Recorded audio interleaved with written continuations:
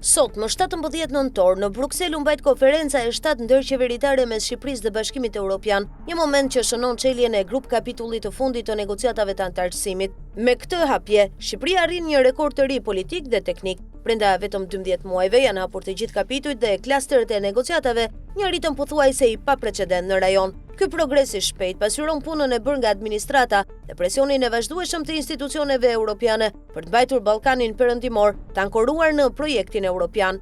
Vetë komisionerja për zgjerimin Marta Kos e nënvizoi këtë realitet mbrëmjen e dieshme gjatë ceremonisë së hapjes së godinës së re të misionit të Shqipërisë në BE, ku deklaroi se Shqipëria ka bërë shumë punë dhe është detyrim që ajo të jetë e mirëpritur në familjen e saj. Megjithatë, hapja e kapitujve është vetëm gjysma e rrugës. Sfida e vërtetë që nis sot është mbyllja e tyre. Çelja e të gjithë grup kapitujve është sukses, por mbyllja e tyre është çmimi real. Suksesi real është se sa shpejt miratoni dhe zbatoni legjislacionin, shtoi Kos. Historikisht, vendet e Ballkanit Perëndimor kanë hasur rrugë të zgjatura negociuese. Kroacia 6 vite negociata aktive, Mali i Zi 11 vite dhe ende i pambyllur, Serbia 10 vite dhe procesi bllokuar. Bazuar në performancën aktuale të Shqipërisë, vlerësimi më realist është 5 deri në 7 vite për mbylljen e negociatave, nëse reforma në drejtësi vazhdon me të njëjtin ritëm, administrata publike profesionalizohet, kapacitetet për zbatuar standardet e BE-s rriten dhe lufta kundër korrupsionit prodhon rezultate të matshme. Në rast të ngecjeve politike apo teknike, ky afat mund të shkojë 8 deri në 10 vjet, sipas modeleve të vendeve të rajonit.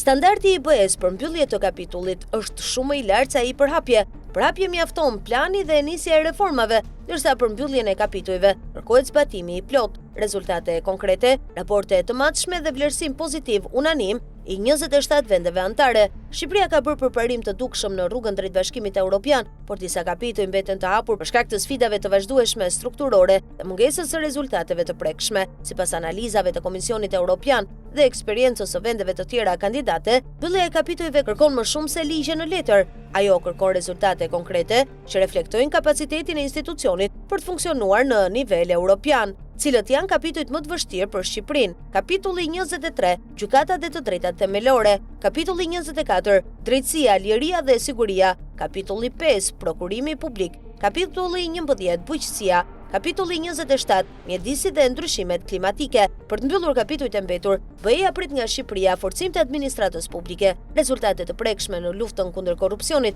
transparencë totale në prokurime dhe PPP, reforma të bujqësisë dhe sigurisë ushqimore, harmonizim mjedisor dhe zbatim të qëndrueshëm të ligjeve. Nëse këto nuk arrihen, mbyllja e kapitujve mbetet e pamundur. Nëse Tirana adreson pikërisht fushat ku çalon, drejtësia, korrupsioni, prokurimet, bujqësia dhe mjedisi, negociatat mund të mbyllen brenda një periudhe ambicioze prej 5 deri në 7 vite. Nëse jo, Shqipëria mund të përballet me të njëjtin skenar si Mali i Zi dhe Serbia, një proces i hapur, por i ngrirë.